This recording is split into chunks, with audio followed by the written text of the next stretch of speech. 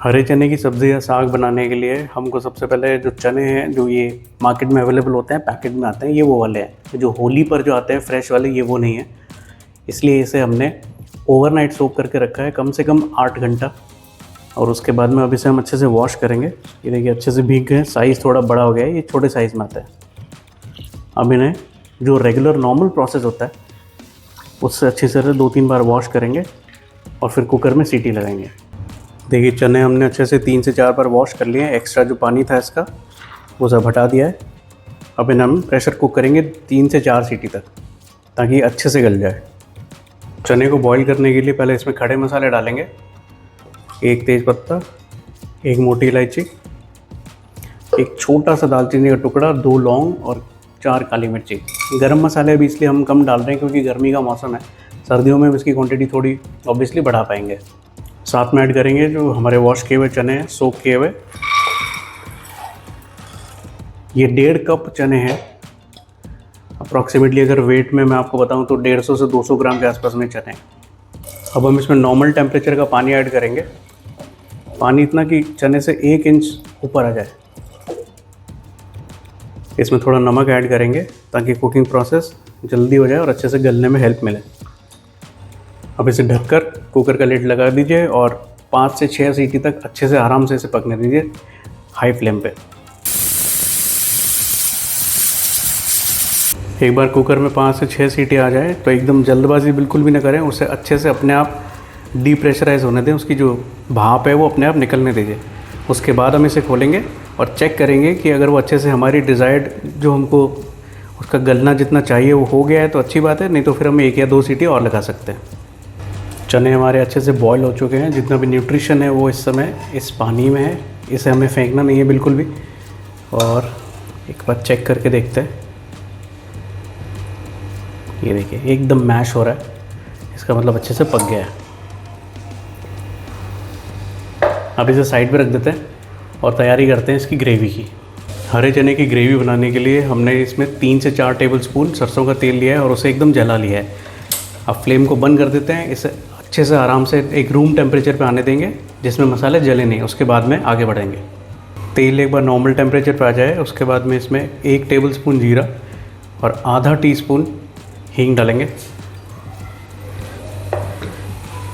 अभी गैस को ऑन नहीं करना है क्योंकि तेल ऑलरेडी बहुत ज़्यादा गर्म है। एक बार ही थोड़ा सा चटक जाए, थोड़ी अच्छी खुशबू आ जाए जीरे की, फिर गैस ऑन करेंगे। हींग की खुशबू आना शुरू हो गई है, बस 15-20 सेकंड हुआ है और जीरा भी अच्छे से क्रैकल हो गया है। अब इसमें डालेंगे प्याज और लहसुन का पेस्ट।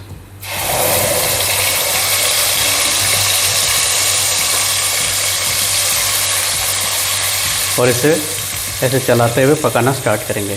ये 2 मीडियम साइज़ के प्याज हैं और 8 से 10 कली लहसुन की है। आप चाहें तो लहसुन की क्वांटिटी घटा बढ़ा भी सकते हैं। लहसुन ना खाते हो तो इसमें से हटा भी सकते हैं। इसे अच्छा ब्राउन करना है लेकिन मीडियम फ्लेम पे करना है। इसकी कुकिंग प्रोसेस को तेज़ करने के लिए इसमें आधा चम्मच नमक डालेंगे, आधा छोटा चम्मच, और मिक्स कर देंगे। आप ध्यान रखिए नमक हम इसमें 3 बार में डाल रहे हैं। कि एक बार हमने जब चनों को बॉईल किया तब डाला है, एक बार अभी डाला है और एक बार हम टमाटर डालने के बाद डालेंगे। तो अकॉर्डिंगली डालें ताकि ज़्यादा ना हो जाए। प्याज को भूनते टाइम बिल्कुल भी जल्दबाजी नहीं करनी क्योंकि एक बार जब टमाटर डल जाएगा इसमें तो प्याज की कुकिंग प्रोसेस फिर एकदम स्लो हो जाती है। फिर वो अगर कच्ची रह जाएगी तो थोड़ा अजीब सा फ्लेवर देगी इसमें। अब ये थोड़ा सा हल्का पिंकिश ब्राउन होना शुरू हुई है, इसे हम एकदम ब्राउन करेंगे। अब गैस को कम करेंगे और ये 2 टमाटर और 2 से 3 हरी मिर्ची, इसका हमने पेस्ट बना दिया था, वो अब इसमें डालेंगे।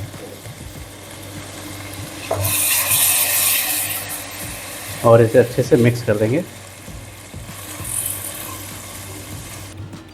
अब जैसे ही इसमें टमाटर डाला है उसके बाद में क्वांटिटी एडजस्ट करते हुए इसमें नमक डाल देंगे और साथ में डालेंगे रंग के लिए और कम स्पाइसीनेस के लिए कश्मीरी लाल मिर्ची। साथ में डालेंगे आधा टीस्पून हल्दी और 1 बड़ा चम्मच धनिया। अब कम आंच पर इन सबको मिक्स करेंगे ताकि एकदम से मसाले जले नहीं, एक बार मिक्स हो जाएंगे टमाटर में, टमाटर ने जो थोड़ा पानी रिलीज़ किया है उसमें, तो फिर प्रॉब्लम नहीं होगी। कम आंच पर मसालों को मिलाने का दो फ़ायदा है इस पर्टिकुलर रेसिपी में। एक तो बर्तन ऑलरेडी गर्म होता है, टमाटर उसमें जाते ही थोड़ा अपना पानी रिलीज़ करना शुरू करता है, जो कि मसालों को ऐड करने के लिए सफिशेंट है। दूसरा, एक्स्ट्रा पानी हम इसमें यूज़ नहीं करेंगे, क्योंकि जो चने हैं जिस पानी में हमने बॉईल किए उसे हमें यूज़ करना है, क्योंकि सारा न्यूट्रिशन उसके अंदर है। अब हमें फ्लेम को वापस से तेज़ करना है और इसे अच्छे से पकाना है जब तक ये डार्क रेड कलर का सा ना हो जाए। इसका एकदम पानी सारा ख़त्म हो जाना चाहिए और ये बर्तन में एकदम ऐसे आराम से फ्लोट करते रहना चाहिए। वो हम अभी थोड़ी देर में देखेंगे। अब जब हम टमाटरों को तेज़ आंच पे भून रहे हैं या पका रहे हैं, उसी टाइम पे धनिए की फ्रेश कटी हुई डंडियाँ इसमें डालनी है, क्योंकि इसमें भी बहुत ज़्यादा फ्रेशनेस होती है और काफ़ी ठंडक भी देती है। ये ओवर द टाइम जब तक रेसिपी पूरी होगी, अच्छे से इसमें पक जाएगी, अपनी ठंडक और जो एसेंस है वो रिलीज़ कर देगी और रेसिपी को एक अच्छी फ्रेशनेस देगी। पहले कुछ 4 से 5 मिनट या 4 मिनट लगभग कह लीजिए, हमें इसे तेज़ आंच पे भूनना है, ताकि इसका जो पानी है वो जल्दी से इवेपोरेट हो, जल्दी से निकल जाए। उसके बाद में 5 मिनट इसे ढक के पकाएंगे, ताकि टमाटर अच्छे से गल जाए, अच्छे से अंदर तक पक जाए।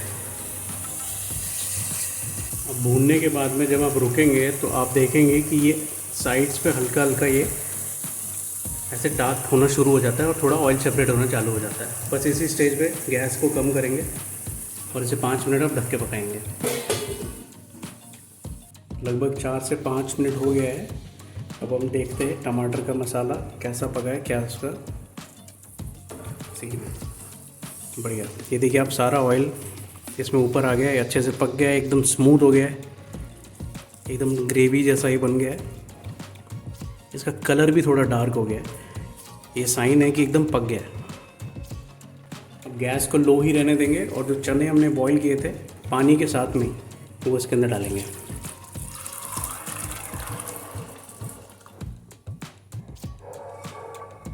अब गैस को थोड़ा सा बढ़ाएंगे, मीडियम तक लाएंगे और इसे ऐसे चलाते हुए मिक्स करना शुरू करेंगे।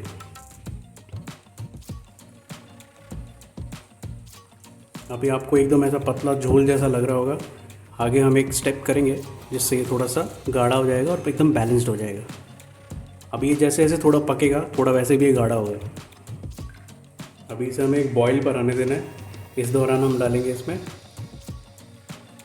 कसूरी मेथी और साथ में इसमें डालेंगे लगभग 2 चम्मच देसी घी। अब इन सबको भी चलाते हुए अच्छे से मिक्स करेंगे और अगेन एक बॉईल आने देंगे अच्छा सा। अब जब चने में अच्छे से एक बार बॉईल आ जाए तो आपको गैस फिर से कम करनी है और इसे थोड़ा गाढ़ा करने के लिए ऐसे प्रेस करना शुरू करना है। तो इस तरह का भारी चमचा आपके पास में हो, या जैसे पाव भाजी वाला जो मैशर होता है उससे भी कर सकते हैं, लेकिन उससे करेंगे तो ध्यान रखिए बहुत ज़्यादा इसको मैश नहीं करना है। अब जो मेन इंग्रेडिएंट्स इसमें थे वो सारे हमने डाल दिए हैं। अब बस हम इसे ढक के 5 से 7 मिनट पकने देंगे और लास्ट में जो फिनिशिंग इंग्रेडिएंट्स हैं वो हम ऐड करेंगे। करीब 7 से 8 मिनट हो गया है चनों को लो फ्लेम पे चलते हुए। अब इसे खोल के देखते हैं। बढ़िया, अच्छा रोगन आ गया है, चने एकदम थोड़े से गाढ़े भी हो गए और ये एकदम डन है। इस स्टेज पे इसमें आप चाहें तो अदरक के कुछ लच्छे डाल सकते हैं। मैं कम ही डाल रहा हूँ आपको दिखाने के लिए सिर्फ, क्योंकि अभी गर्मियाँ हैं। ये बाइट में जब आते हैं सर्दियों में बहुत अच्छे लगते हैं। और इसमें जाएगा ताज़ा कटा हुआ धनिया 1 मुट्ठी भर के, अगेन फ्रेशनेस के लिए और ठंडक के लिए। अब बस इसे मिक्स कीजिए और एकदम गर्मा गर्म सर्व कीजिए। पराठे के साथ में, रोटी के साथ में या चावल के साथ में भी ये बहुत अच्छे लगते हैं। आपको जैसे पसंद हो वैसे आप खा सकते हैं।